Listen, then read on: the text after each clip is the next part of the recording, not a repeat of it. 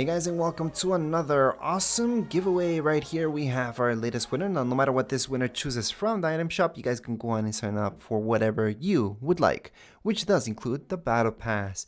Anyways, right now make sure to watch the entire video for the 3 steps coming up, and we're gonna gift right away. So let's get started. So what today's winner wants from the item shop is down here below, somewhere down here below. And all we have to do is scroll down to see where it's at. And there we go. There it is.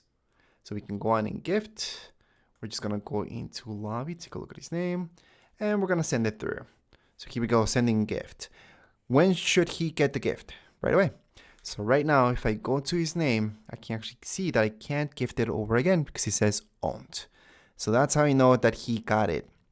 Other than that, how else can we check? Well, he can just wear the skin.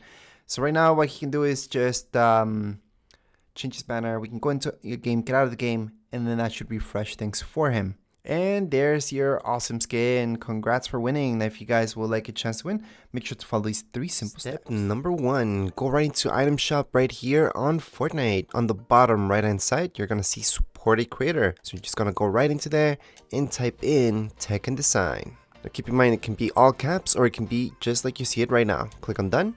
Accept. Step number 2, subscribe to this YouTube channel, Tech and Design. So just hit subscribe. Step number 3, below in the comments area of this video, you're gonna type in, I want to win a free skin battle pass emote back bling.